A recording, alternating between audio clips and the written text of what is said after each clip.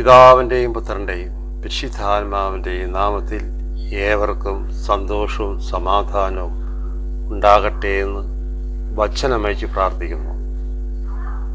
യേശുവിൻ്റെ ഒരു ആഗ്രഹമാണ് ഭക്ഷിക്കാൻ കൊടുക്കുക. അവർ വിശന്ന് വഴിയിൽ തളർന്നു വീണേക്കാം.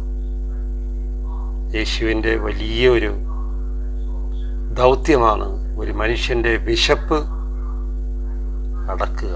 നമ്മളിന്ന് ആ വചനം കേൾക്കാൻ പോകുന്ന വചനം മാർക്കോസിൻ്റെ സുവിശേഷം 8-ാം അധ്യായം 1, 2, 3 തിരുവചനം. അതിന് ശ്രമിക്കാം. അവർ ഭക്ഷിക്കാൻ ഒന്നും ഉണ്ടായിരുന്നില്ല.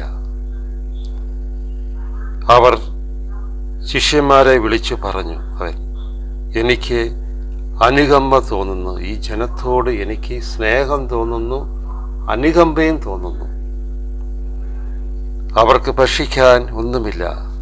വിശപ്പോടെ വീട്ടിലേക്ക് പറഞ്ഞയച്ചാൽ അവൾ വഴിയിൽ വീഴും. അതുകൊണ്ട് അവർക്ക് ഭക്ഷണം കൊടുക്കണമെന്ന് യേശു തീരുമാനിച്ചു. അപ്പം വർദ്ധിപ്പിച്ചു കൊടുത്തു. നമ്മുടെ കുടുംബജീവിതത്തിൽ വിശപ്പോടെ ഇരിക്കുന്ന മക്കൾ കർത്താവിലേക്ക് തിരിയണം. കർത്താവിനോട് വിളിച്ചപേക്ഷിക്കണം. കർത്താവേ, എൻ്റെ കഷ്ടതയെ നീ കാണണമേ, എൻ്റെ ഈ ജീവിതത്തെ നീ അറിയണമേ, എന്നെ അനുഗ്രഹിക്കണമേ, കടന്നു വരണേ. കണ്ണീരോടെ പ്രാർത്ഥിക്കുമ്പോൾ അവൻ വരും. ആരും ഇല്ലാത്തവൻ്റെ അടുക്കിലേക്ക് ആര് വരും? ജീവനോടെ യേശുനാഥൻ കടന്നു വരും. വചനം വെച്ച് അവരെ അനുഗ്രഹിക്കും.